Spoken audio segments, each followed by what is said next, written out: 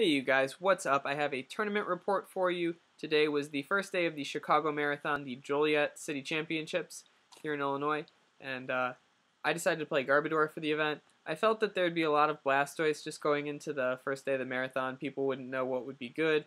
Blastoise seems to be probably the most even across the board safe tier 1 deck, so that's what I figured everyone was going to be playing. And I'm pretty right on that call. Definitely saw a lot of it around the tables yesterday, even though I didn't play as much of it as I thought I would. I thought I actually played a pretty low level of Blastoise, given how much there was. Not that I'm too afraid of that matchup with Mewtwo and Garbodor. But I did go with Garbodor. I used 3 Mewtwo, 3 Mewtwo, 1 Bouffalant, and 2 Landorus EX. And the Bouffalant's just kind of the floater tech. I was more afraid of Tornadus EX than Darkrai decks. I felt like with 2 Landorus, I can do pretty good work against Darkrai, and there's a lot of room for misplaying with Darkrai against Garbodor. So I felt pretty good about that, so I just decided to run a Bouffalant just to have something for that. Anyways, round 1, I'm paired against Netsley, and she's playing Hydreigon. So I get to go second in this game, I believe, and I get up Garbodor, and I find out she isn't running Scrapper, which is really good. But she has catchers usually to spare and puts, her 30s with Darkrai's Night Spears. And then being able to catch her up and hit for the full 90. She's able to keep the lock really unstable. And I'm forced to Ultra Ball away a lot of my catchers to keep up my Garbodors. So I can't catch her out and try and set up the lock and really, kind of stop things, because most of Garbodor, or most Hydreigon decks don't run Switch. So if I catch something up with no energy and a high retreat cost and no Dark Cloak, you can usually win the game that way. But in the end, her only going for my Garbodors really built up energy on my side of the field, so when I finally got the lock, really shut her off of energy, I just had so much energy on my side of the board that even though she got out Shaman EX, I had either the Bouffalant or the 3 energy Landorus ready to land Judgment It for game. So 1-0, and onto a good start. Round 2, I am playing against Raffle, and he is playing Rayeels. I get to go first this time, and I have the turn 2 X-Ball on a Dynamo. I get a couple out and set up my Garbodor lock. I use early pressure with Mewtwo, and then transition in the mid-game. I use Landorus to set up some potential KOs, and then I actually end up retreating my switching out my Landorus for my Bouffalant, and using Gold Breaker to do 120 on a Raikou that I had previously hammerheaded to take my last 2 prizes and end up winning that game. So, round 3, I'm paired up against Chad, and he is playing Quad Sigilyph. So this is always probably the most interesting matchup in the format, in that it's incredibly dumb. I'm not going to lie.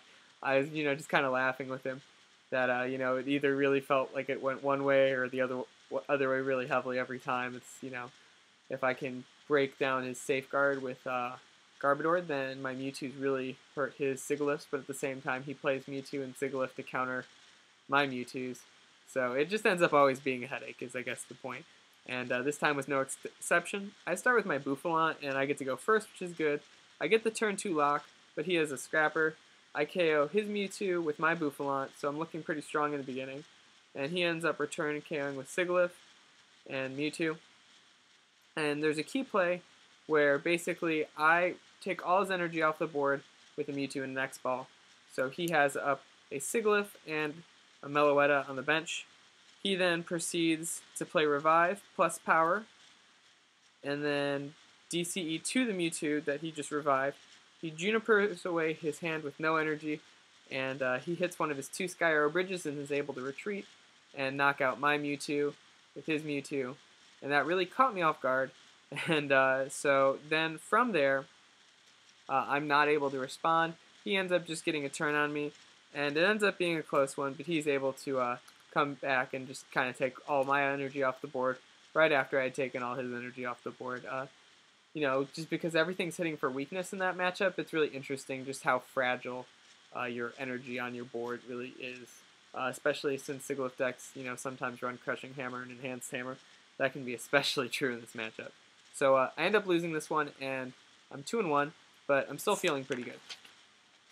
Round 3, I am paired against Jason Klaczynski, and instantly feeling bad about having to play the 2-time world champion after having already lost the game. He's playing Blastoise. So I get up Trubbish turn 1, and I get the turn 2 X-Ball going first. So I, already get a pretty helpful start. And I start attacking his Mewtwo, careful not to build up too much energy so that he can easily just return me with an X-Ball. So I run into a problem. I get a hand clog full of tools, so I can't play down a second Trubbish because I have like 3 tools in my hand and a Juniper, and I don't want to ditch half my tools when he hadn't played a Scrapper yet. So he does play a Scrapper, and I can just tool back the 2 tools, same 2 tools he discarded. But he actually ends up breaking the lock and puts 3 Keldeo in play. I'd already KO'd that Mewtwo, so he takes out my Keldeo, or he takes out my Mewtwo with a Keldeo. And then I go to attack, or he takes out my Garbodor rather, and I go to attack with my Bouffalant, and I also play a Juniper that turn, get 2 Trubbish in play, and I have a hand of Scarf, Garbodor, and Skyla. He KOs my Bouffalant, my EXP share moves a Fighting Energy to my Mewtwo, so he goes from 2 Fighting Energy to 3 due to the EXP share, and then I basically play down the Garbodor, the Scarf. I then end him to, I think, 2 or 3 at that point, maybe 4.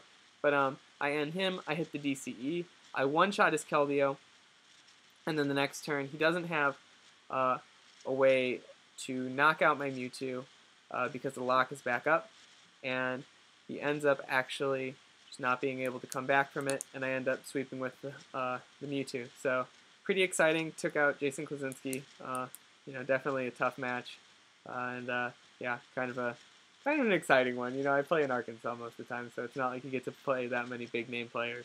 But so I'm on to 3-1, and feeling pretty good. Round 5, sorry, I am playing against Colin Peterick, and he's playing Hammers. So he gets off a decent start, gets a turn 2 Night Spear on me, but he discarded a lot of Hammers in the process going first. I played Energy. So basically, he targets my Landorus, and then what happens is I attach to Mewtwo, I hit him with Mewtwo, he goes back to try and bring me out into Landorus, but I have another switch, and I'm able to actually attach a second DCE to my Mewtwo, and then knock out his Darkrai while getting the lockup. So then he realizes that it's really hard without Dark Cloak to try and set up another Darkrai just right away. Basically, he ends up benching 2 Darkrai's, and I'm able to end up loading a Mewtwo with DCEs because I didn't hit any of my Fighting Energy before I hit my 4 DCEs, so I wanted to keep attaching. So that ends up playing a little bit into having getting Enhanced Hammered, but I end up hitting my last catcher as he's trying to build up a Chamonix X on the bench to sweep me, which could have potentially threatened, but because I had catchers, I was able to basically set it up in a way that I could either hit with Landorus or Bouffalant again against the Chamonix X like I did in my first game, and I end up actually just getting the Land's Judgment off on his Darkrai EX, and I end up taking it after that. So I'm 4-1, and I'm feeling pretty good for cut. Round 6, I am paired up against Michael Pramawant, so getting to play against another well-known player, and he's playing Klingklang. This one actually goes pretty quick. I don't see a supporter till turn 3, and he just kind of KOs everything, basically. I just had a hand that was like a couple basic fighting, and then like a Super Rod, I think a couple EXP shares, and like maybe an Ultra Ball in there I saw at some point, but I dead drew once in 6 rounds, so I had been pretty fortunate with my hits, so I didn't feel too bad. If you don't get the Garbodors up quickly against a deck like Klingklang, you probably won't win, but if you get them up turn 2, turn 3, you can probably pretty much almost always win that matchup. So kind of a weird one, sometimes it goes the way of the flip, and if he had end me turn 1, it probably would have been, totally different game. But these things happen, So moving on, round 7, sorry, I am paired against Joey, and he's playing Tornadus EX, Landorus EX, Mewtwo EX. So probably my worst matchup. So kind of do or die to make cut, but these things happen. So I go second, and I get a slow start. He gets up the turn 1 Hammerhead and puts 30 on my Trubbish. So he ends up knocking out my Trubbish turn 2. with a second Hammerhead as I whiff energy. I end up coming back with a Mewtwo to hit his Landorus for 80, and then he actually goes for, or I revenge his Mewtwo. So he KOs my Mewtwo. Yeah, sorry. My notes are poor. So he ends up KOing my Mewtwo after I catcher him out into it, and then I return that with Mewtwo. Then he actually attaches to his Landorus EX, gets off a Land's Judgment on my previously damaged Landorus EX, and knocks it out. And then I actually have another DCE, I think, that I attach. I end him to 1, and then I'm able to get off an X-Ball. I put him at right near KO range, and then I catcher out another Landorus on the next turn. After he had been ended, he just didn't seem like he had anything. So I think I ended up putting like 100 on that Landorus, and then KOing it the next turn, and then the next turn I just had the catcher. So I ended up just being able to come back basically with this one giant Mewtwo after having ended him.